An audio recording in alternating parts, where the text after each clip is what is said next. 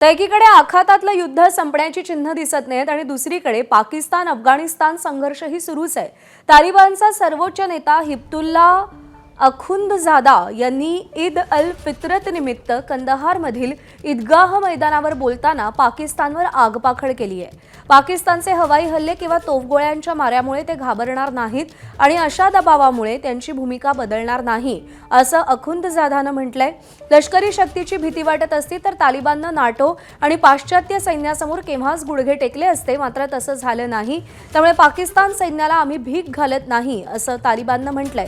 अखुंदजादानं कंदहारमधील मशिदीच्या मिनारावरून आपलं ईदचं प्रवचन दिलंय। एबीपी माझा, उघडा डोळे बघा नीट।